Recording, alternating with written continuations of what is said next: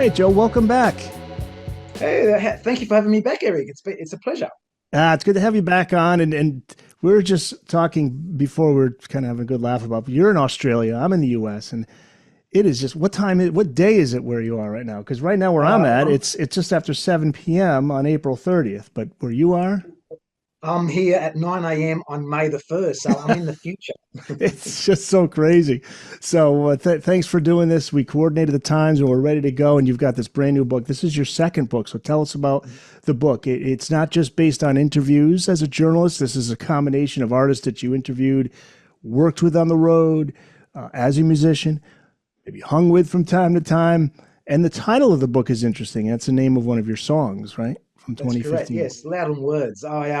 I chose that because basically, words sort of give you an image when you write, and I thought words can be louder than that. So this is louder because music is louder than words anyway. So, but yes, it's you're right about what this book covers. It's much more my own personal experiences and the artists that influenced my life and shaped my life and my music, and I sort of delve into uh, how that connection happens, and then also do a deep dive into their own careers. You know, for example, Bryan Adams, I go over his whole musical output and give you my views of what I think of the music and him. You know, and he's such a important element in my musical life. So yeah, there's so many great stories. Like you said, there's stories about being on the road with bands like the Animals and Canned Heat, as well as meeting up with some of the other heroes of mine along the way. So yes, really, really great,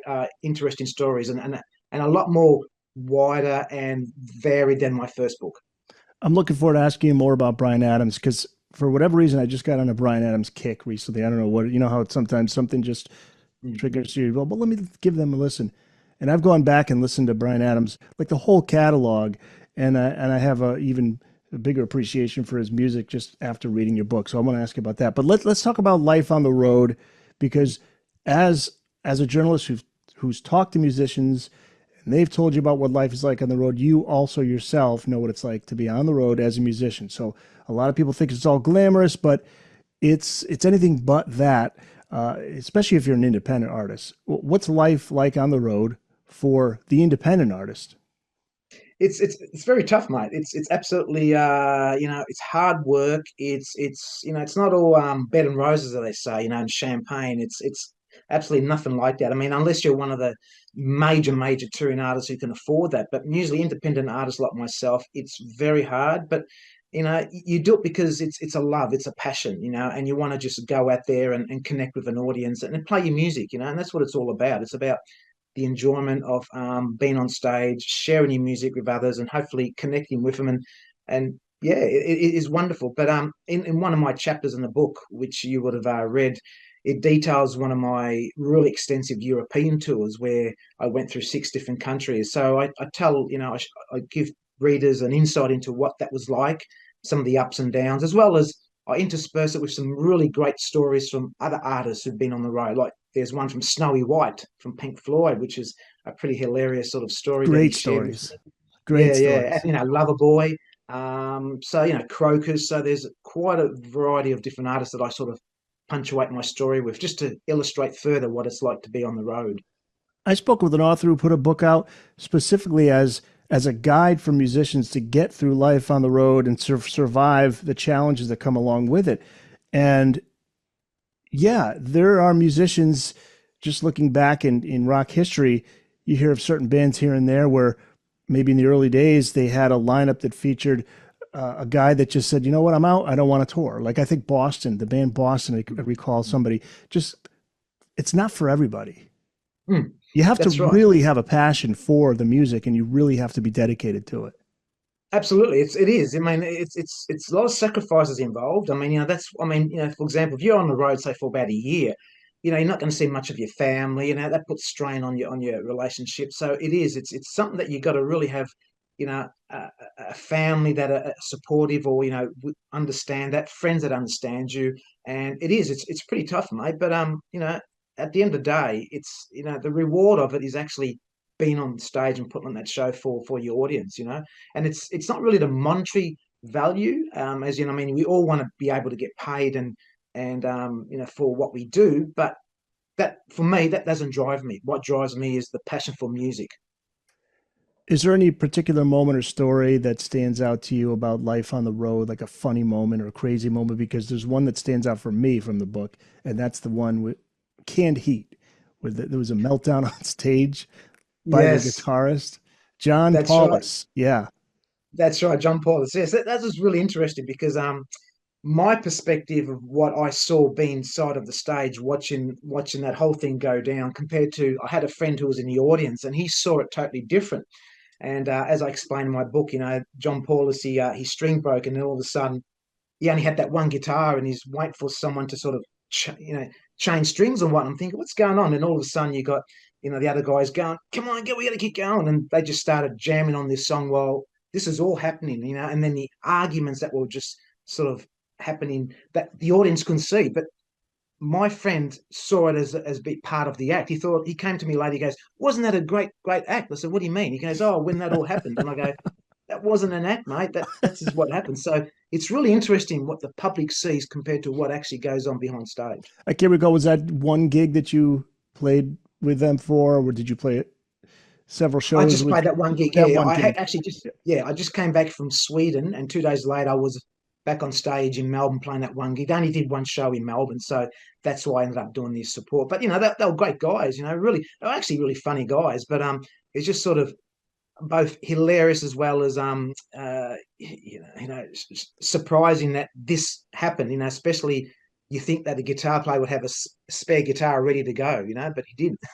Well, also too, they like you said, they're great guys, but they're on the road all the time, and they're they're traveling all the time together, so they're getting on each other's nerves. It's going to Yeah, happen. yeah, and that's right, absolutely. I mean, if you're in close quarters with someone 24/7, it'll get to you. So you got to have that sort of space, and that's why I think a lot of bands end up imploding when they're on the road because it's just like anything. It's like a marriage. You got to have your time to yourself to sort of recoup from what you've just performed. I mean, the adrenaline rush after a show is quite high, which takes quite a long time to sort of come down to relax a bit. So you put all those elements together, and yeah, anything can happen.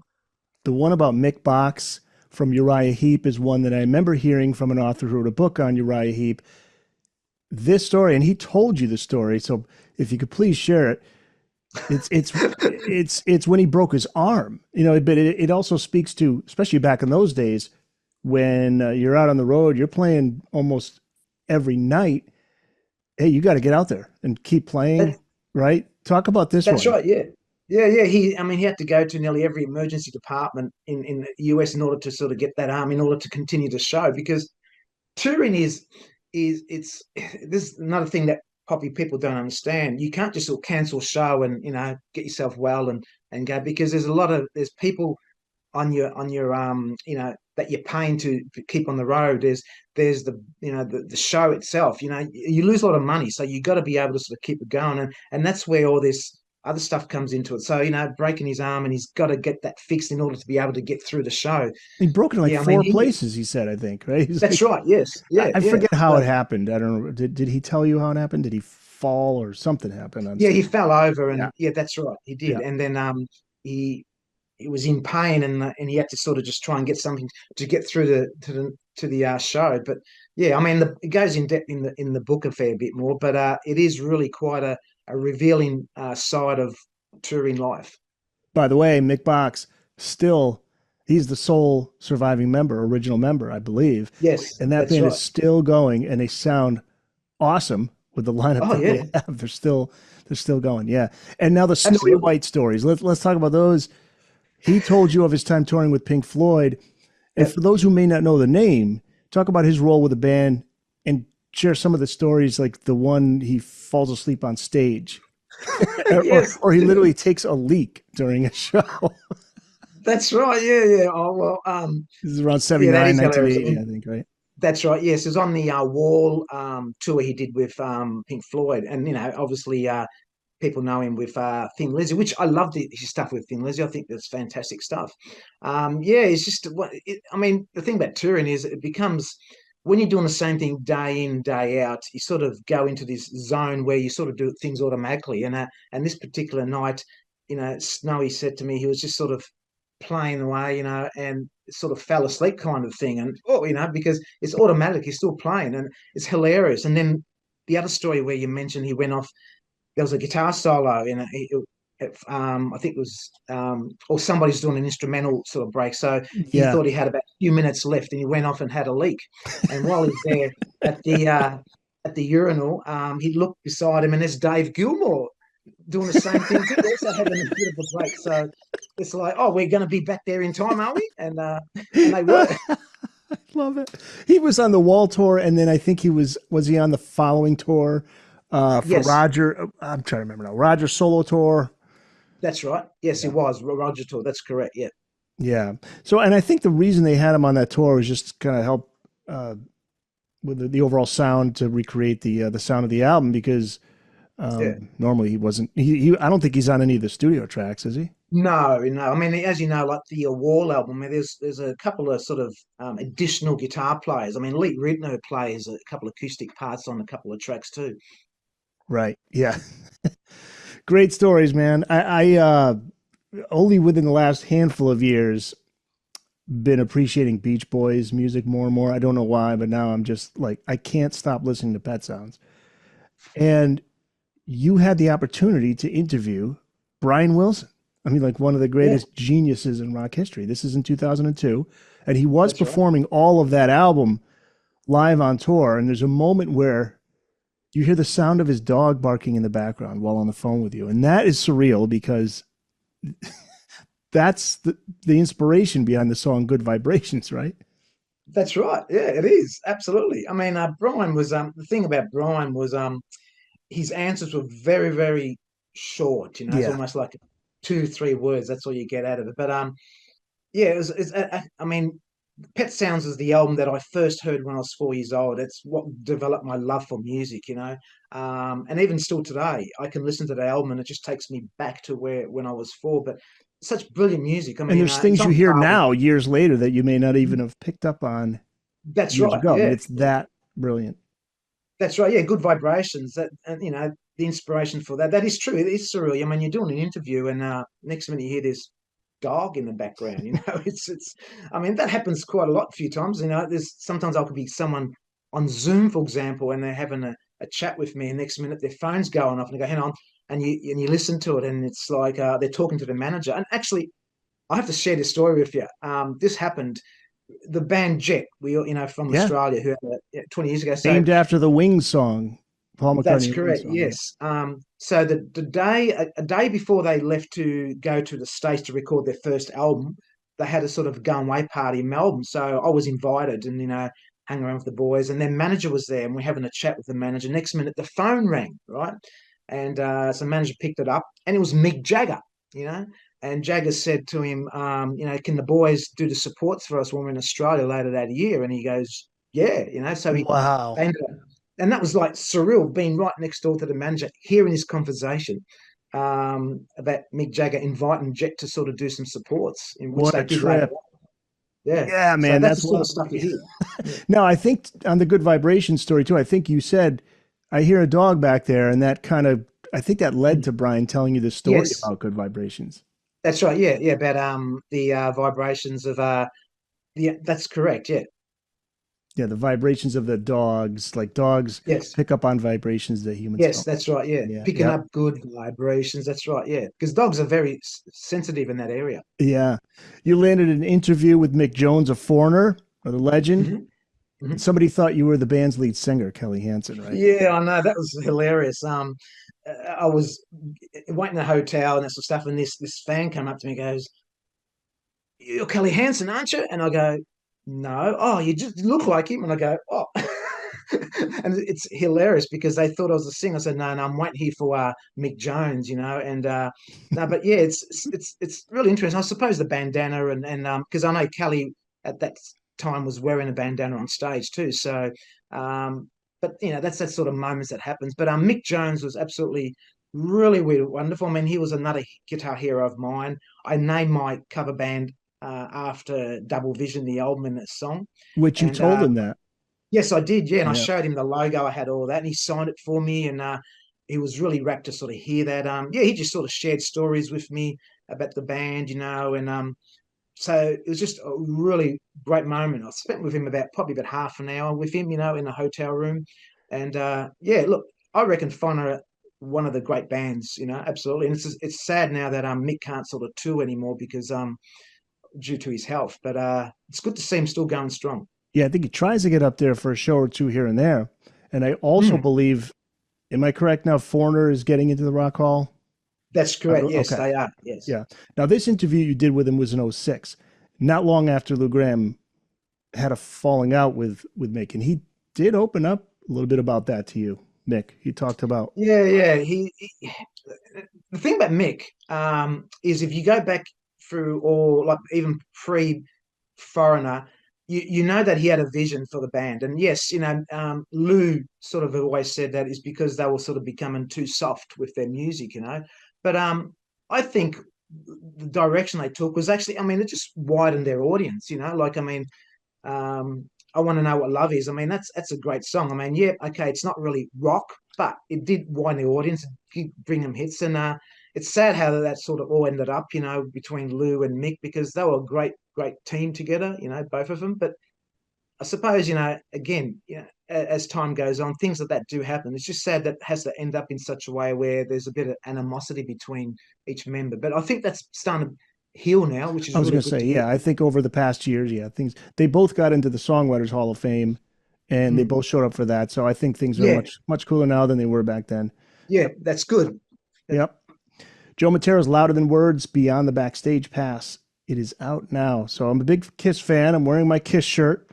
Yes. And being from Australia, you have an interesting take on Kiss because in 79, 1980, very different here in the States as it was in Australia. Mm. They were in decline here, but where you were, they were huge.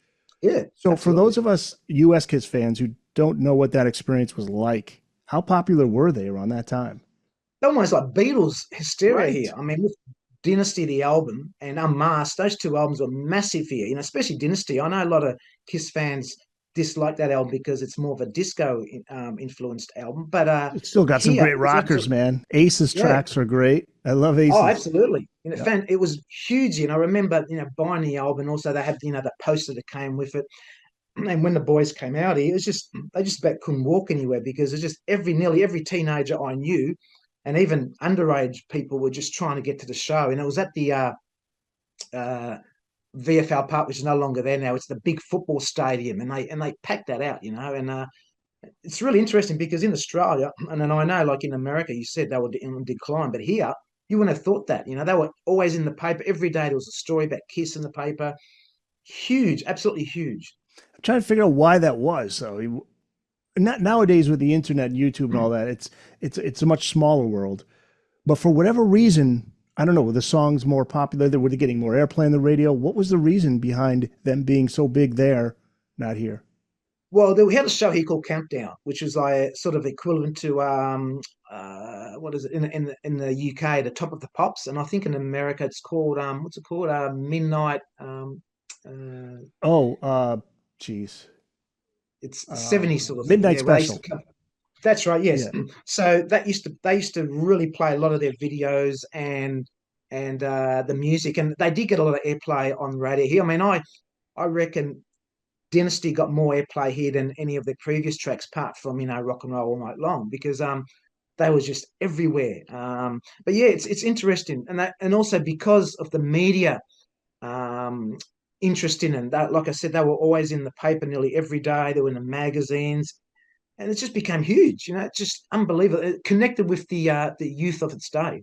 How quickly did you know that Vinnie Vincent was in the band rather than Ace? Because in those days, news spread slower than it does nowadays. Because I know there are guys, I listened to the podcast, Three Sides of the Coin, and it's a Kiss podcast, and they talk about back in those days, literally they didn't even know Ace wasn't in the band until they showed up at a concert on that 1980 tour and see somebody else there in an Ankh makeup, which is Vinnie Vincent, right? Because on the newspaper advertisement still had Ace's picture.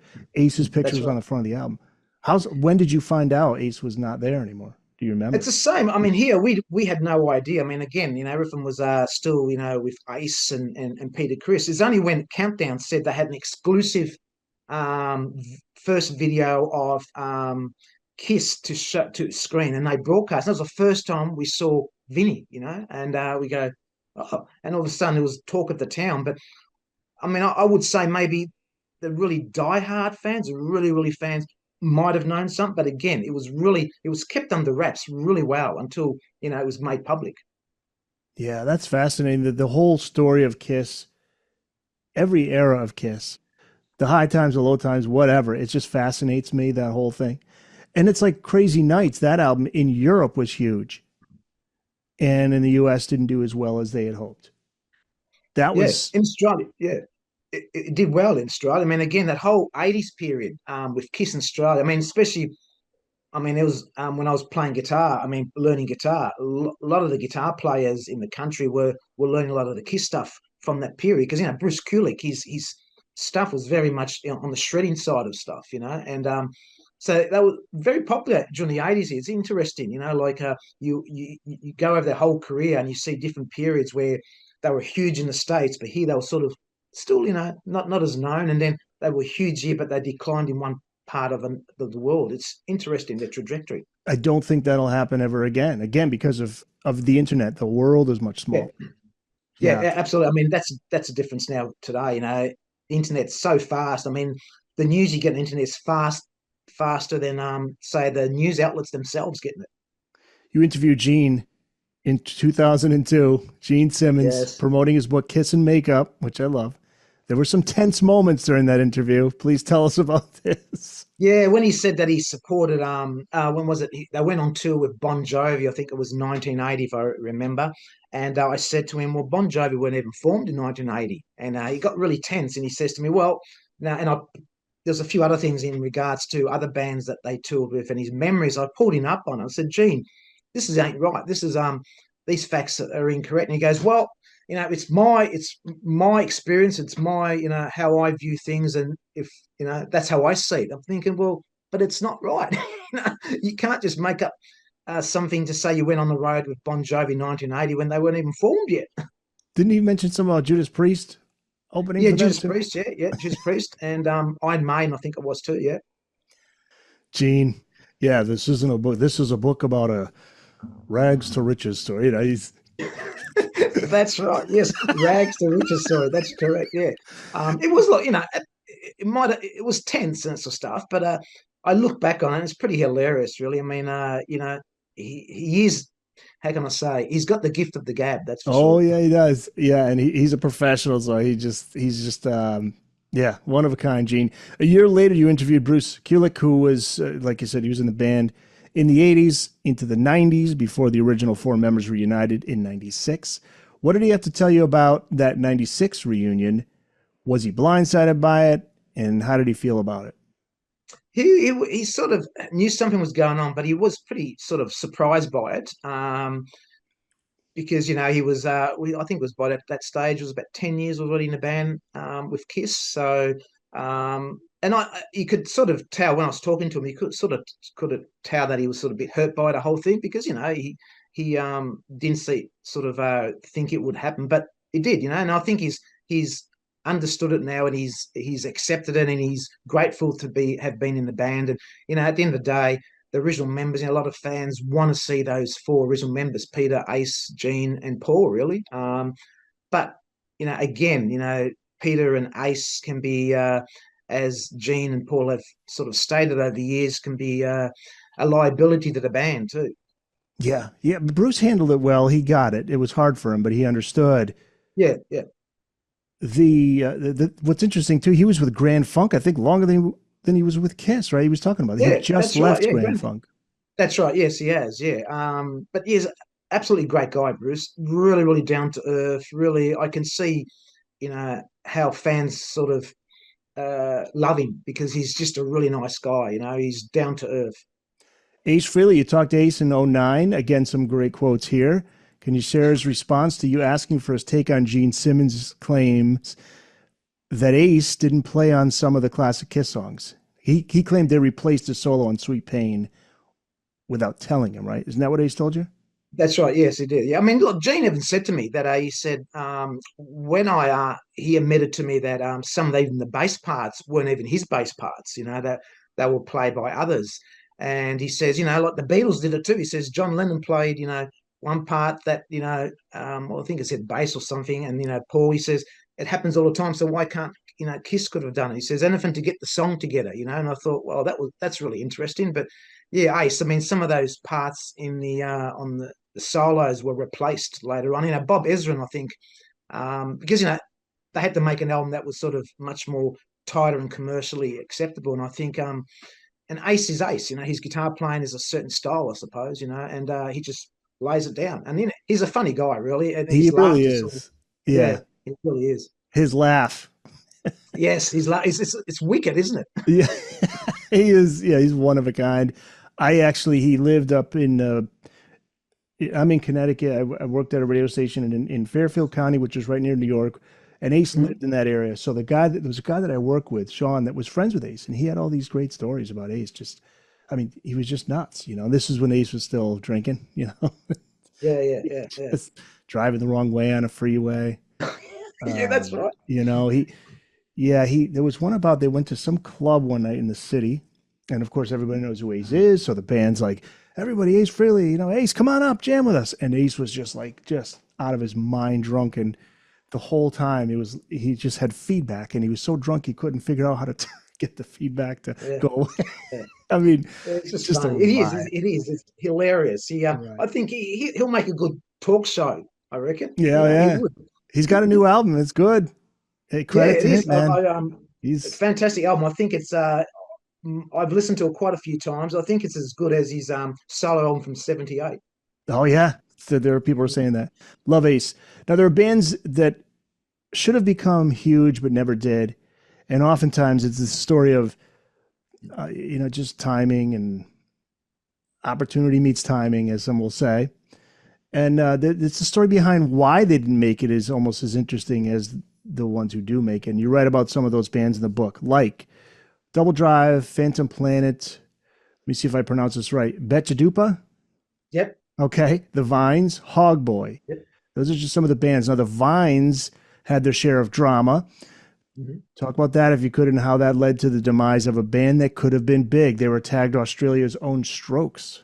Yeah, Craig Nichols, the lead singer, was very temperamental, and he would throw sort of tantrum on stage, and he didn't sort of he also sort of rubbed journalists up the wrong way in his attitude. So, and once they were on the road, his whole temperamental just got out of hand. He became this sort of rock star brat in one way, and it caused a lot of sort of turmoil between him and the bass player, Patrick Matthews, who first then walked off stage and never came back again because he was just fed up with it. So that band could have been really, really huge, but because of all the problems, and later on, I think he got diagnosed with Asperger's, which sort of fit in a lot of the gaps of why he behaved in that way. But again, the amount of pressure, I mean, they went from really a zero from doing, I think it was about 2 or 3 shows to signing a record deal to being on the road in America. I mean, that's quite a quick trajectory, and to do that from going from,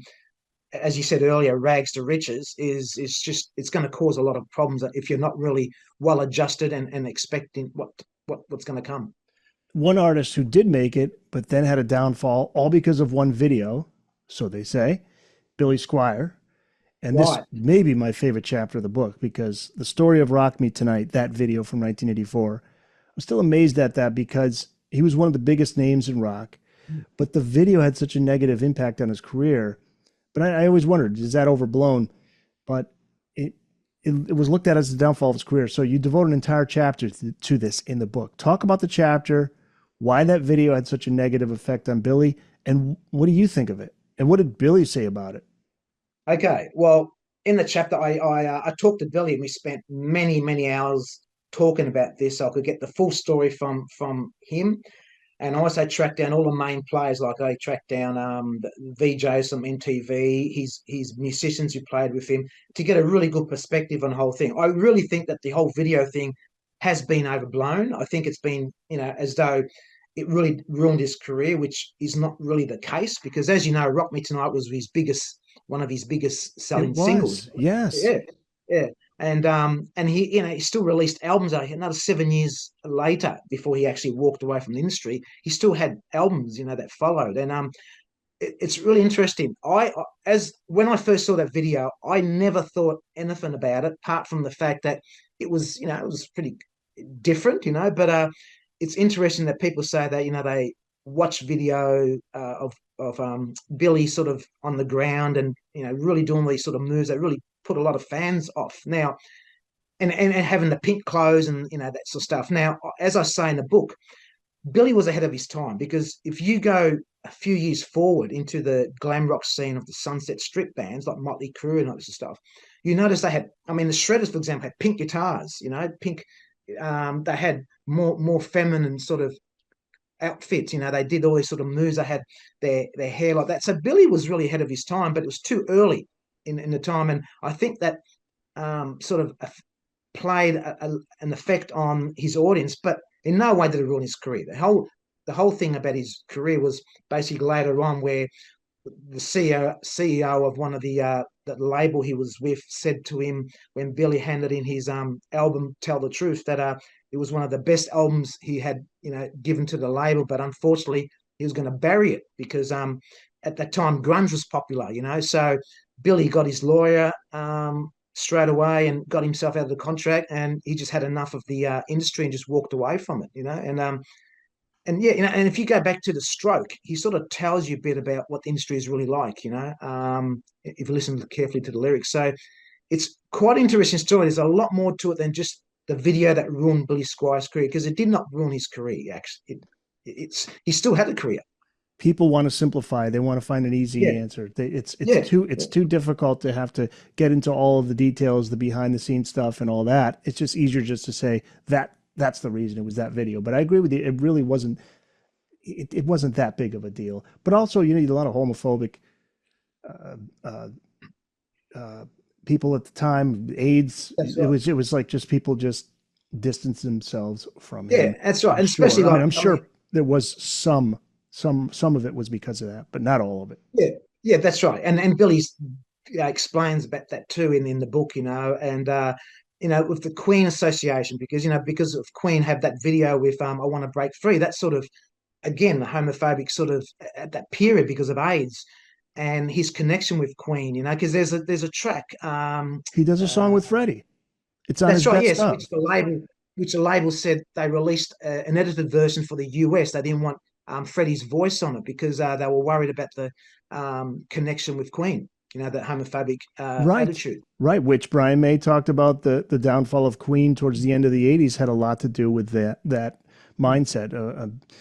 Yeah, there's that. What's the song he does with Freddie? I know it's I think "Love Is a Hero." I think it is. yes, Yeah, that's the one. It's a great tune. It's a great tune. And absolutely. then he comes back with Enough is Enough. Was it from 86? That was the follow up to Signs of Life, right? That's right. And that's the one that has Rock Me Tonight. Enough is Enough. But then Here and Now in 1989, Don't Let Me Go, great song. Don't Say You Love Me. I remember that was on the radio. Creatures of Habit is the one you refer to. And I remember reading about that too. He just got fed up with it. But he's done just fine because and this is a well known story, the publishing. Mm. He's got all of the That's right. publishing. So Yeah. he's set. I saw him play in Connecticut at a blues festival, maybe 10, maybe 15 years ago now. And he just jumped up on there and played a few songs, just jammed. And it was so great to see him because he still doesn't go out and tour and all that. So it was so cool to see him do that. And it was such a cool artist move. Like, yeah, I'll go up and just jam some blues tunes. I'm not interested in Yeah. going back out there and making a big return. I thought it was Yeah, cool. absolutely. Yeah, Yeah. he's great. Look, he's absolutely great guitar player. I loved everything, all his output, and yeah, he just sort of he released a new single last year, which is "Harder on a Woman," which is You're right. a very sort of great track. It's sort of a very bluesy type thing, but he just does music when he feels like it now, which is really cool because he doesn't need to. The industry's it is a tough industry. I mean, as I talk in a chapter, it's there's a lot of the machinations of the industry is there's a lot of elements to it, but Yeah, I mean, it's just like you said earlier. People just want to label one thing: the video that killed Billy Squier, and that's it. They don't want to. I mean, hopefully, with my chapter, people will read it and get the perspective. Because even the VJs from MTV, one of them said to me, he never remembered it being the most hated video, even though the book that came out, on MTV, said that he was, the worst video ever made, and it's not, And Yeah. I also quote. I also give my opinion about because there's a quote from I think Phil Collins from Def Leppard, who in the book I Want My MTV, where he says that about Billy taking his shirt off or whatever, and in the book I write, well, Phil's made a living out of playing live Oh, with no shirt on, It's like it's a bit of yes. hypocritical there. Right? Yeah. Now, speaking of the music business and its effect on an artist, Gerry Rafferty, this story in your book on Baker Street is interesting. The song is timeless, still Mm. sounds as good as it did when it came out in 1978. But there was a story that he didn't want to go out on tour. And it was Yeah. because what he didn't want, he wanted to be known more for his music. And he felt Yes, like that's if right. he Yes. did tour, that would have, what was his reasoning? Yeah, he wasn't. Look, and I think that's what ended he sort of because obviously when you release an album, the label expects you to tour because that's what helps sells the copies of the album, and he didn't want it, especially going off to America. I mean, he could have been even huge in America, but it was about the music, and he said he always wrote the music because it was more like write music for his daughter, and it was more about that, and he didn't want to go on the road. He didn't want to sort of be commercialized, even though that album was, I think it sold what 5 million copies just itself. And Yeah. Baker Street is a timeless track. It's got another Um, single on there too. yeah, yeah, right down the line, which actually got picked up by Yes. was it TikTok last year? Yeah, right down the line. Yeah, yeah. So that music just keeps, you know, generating new audiences for him. After all these years, and I think that's part of sadly why in order to cope with all the pressures of the industry, I think he sort of drowned his sorrows in alcohol, sort of stuff, because that's what eventually killed him, Mhm. alcoholism. But he was a genius. He was actually a master craftsman at songwriting, and yeah, it just didn't. I mean, even his manager wasn't happy about him not sort of going on tour because he said it's important. You got to tour, but he didn't. Well, same type of deal with it. It was simplified down to just the fact that he didn't show up on a particular talk show. That's right. Yeah, he didn't want to. He says, "No, I'm not going on the talk show because I just don't want to do it." So And once you his start manager doing, said that's the reason why. that's But then right. Yeah, but then Jerry's widow is quoted as in the book saying that's not true at all. yeah, it is, and then that's another interesting thing I found when I wrote this book is the different perspective from different members of the band or the family saying one thing. So it's and I wasn't there, so I can't sort of give you my own opinion. I can only put my opinion based on what everyone's told me. But that's correct. The manager says that was the reason why. The daughter said no, that's not the reason why. So, but I think there's sort of also an underlying sort of issue between maybe certain parties where they disagree on many matters in regards to elements of Gerry's life. Would be an interesting documentary. There was a biography on him maybe 10 years ago. I think it was an independent publisher. But it would be Yeah, there interesting. was. That's just an interesting story of like here's a guy who had the chance to become even bigger and said Mm, no, no thanks. yeah, I don't want to get more famous. Yeah, that. yeah. And now, what was the story behind the sax solo? Because that's another thing you Oh, cleared up the story in the book. The demo of the song answers the question as to who wrote that solo. that's right. Yeah, the sax player. He made a living out of telling everybody. I mean, he got a lot of work at it from playing on Jerry's Baker Street. He ended up, playing sax for Pink Floyd and numerous other bands. And he always claimed that he wrote that sax line. And for many years, he said that he never got paid for it. He came up with it, and Jerry ripped him off. But then Jerry released a demo of it, and I've got the actual demo too, which was on one of the reissues. And you can definitely that confirms once and for all that Jerry did write that sax riff because he plays it on guitar, and you can hear the whole melody. So when Raf came in to play this saxophone solo, he heard what Jerry had done, and he just put his own take onto it in regards to doing the sax version of it. But Jerry wrote that completely. There's no doubt about it when you hear that demo. Raphael Ravenscroft That's plays right. the Yeah, he sax passed away solo. He sadly passed a few away. years ago. Yeah. And you spoke with Gary Taylor, the bassist, on that track. So you got somebody who confirmed, Yeah, yeah, because he did too. he Absolutely. himself And said, that's the thing. I heard the demo. Yeah. that- Jerry wrote it. That's Yeah. right. When you get other musicians who can clarify and verify the fact, and like he said, he heard it too. So once and for all, that clears any argument that who wrote the original motive for the Baker Street. Some great stuff in this book. And these are Thank just you. a few of the items in this book. So much more. But let's finish with Bryan Adams, who wrote the forward to the book. First, Yes, it was such let's an get to how did you get him to write the forward? Is that through Jim Vallance? Look, it's just amazing. I've been I obviously interviewed Jim Vallance to get his view on some of the stuff from Bryan Adams, and I've known Jim for a few years. You know, we've been communicating, and anyway, because I interviewed Bryan Adams last year, and interviewed what's his name, Keith Scott. It just I went to his publicist and I said, I'm writing a book. I've got this whole chapter on Bryan Adams. Do you think Bryan might, do a foreword from it? And she said, oh well, he'd like to sort of see a bit about your book and make sure what it's about. And I go, yes. I send them some chapters. They loved it. Came back to me, says, yep, I'll write you a foreword. And I go, wow, it was just absolutely an honor because as far as I know, Eric, I don't think he's ever written a foreword or endorsed any other book before. No. So Wow. to have that endorsement from Bryan is such an honor. I mean, and being one of my ultimate musical heroes, I mean, what more can you ask? It's just, I'm just, yeah, so grateful he did it. Yeah, and there's a lot in this part of the book on Bryan Adams that I couldn't put it down because I'm fascinated with the music that he put out in the 80s, especially an album like Into the Fire, which is an interesting story. So he has this huge album in 1984, Reckless. Now, Reckless, just to remind people how huge that album was, Run to You, Somebody, Heaven, Summer of 69, One Night Love Affair, It's Only Love, which is the one with Tina Turner. I mean, that's friggin' huge. I Six mean, singles. Yeah. that's huge. That's like Def Leppard Hysteria level. And so he comes back with 3 years later Into the Fire, and Mhm. it does okay. Like the previous album, I think was like 12 million copies sold. Into the Fire sells 1 million, which is still good, but Mm. the record label was thinking bigger. Hearts on Fire was a single. Heat of the Night's on there.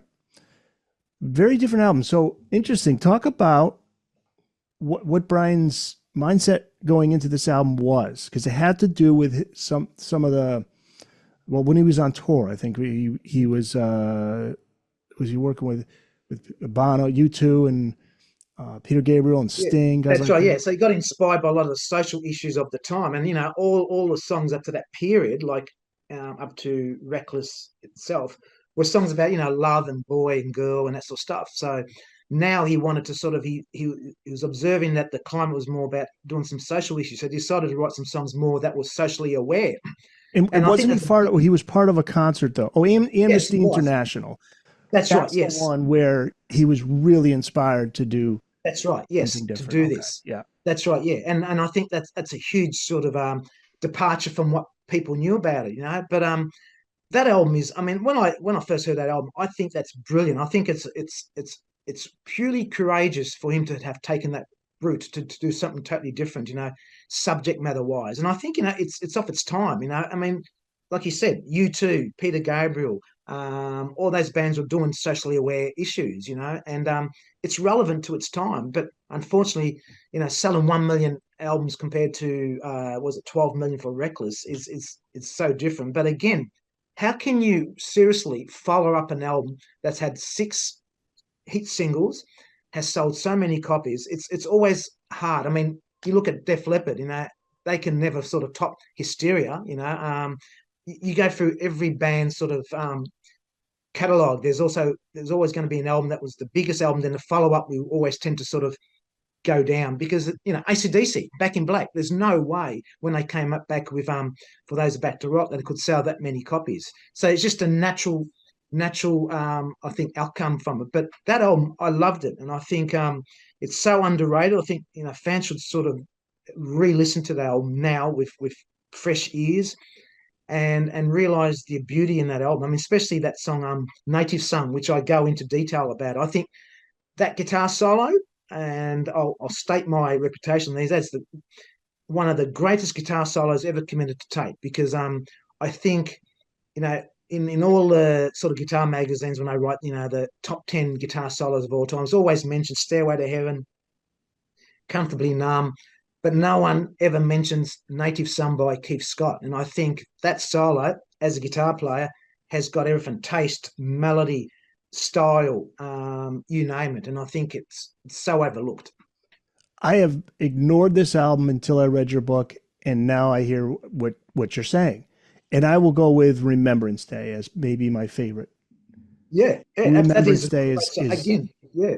Yeah, but you have to see, now that I read the book and I understand what he was trying to do with it. Now I get it. And now I get it, because I listening to the songs. I would listen to a few of the songs here and there, and I was like, I'm not sure what was he thinking, what was he doing? Because Reckless, he could, credit to him, it was a gutsy move. He could have done Reckless too. Yeah, that's right. And he just, and then as an artist, he did something completely different.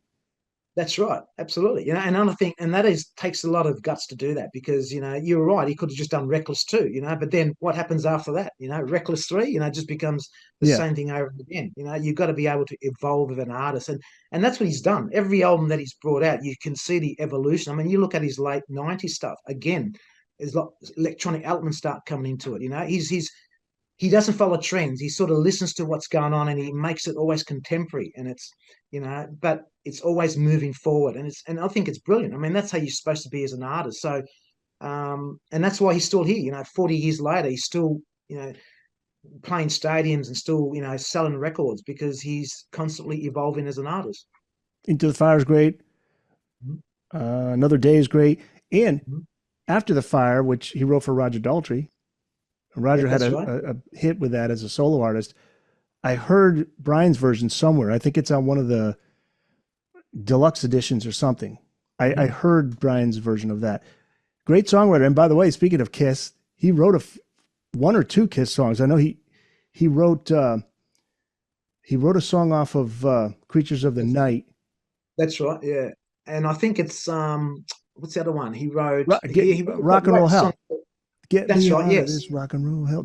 I believe. I think that's Brian. I could look it up. I think so. Look it up. But he also wrote for Backman Turn Overdrive. Yes. Crocus. He wrote The Boys' Night Out for Crocus. He wrote that one. That's from the album The Blitz. Was it him and Vallance wrote those songs together Jim for other Vallance artists? and Bryan Adams, yeah.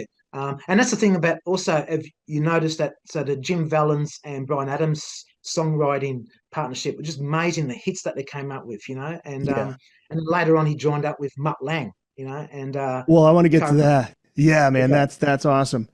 Yeah, Rock and Roll Hell, he is credited on that, but I believe Bachman Turner Overdrive did their version of Rock and Roll Hell as well. It's on one of their albums. I don't know if it was before or after Kiss. Okay. There is a Bachman Turner Overdrive version of Rock and Roll Hell.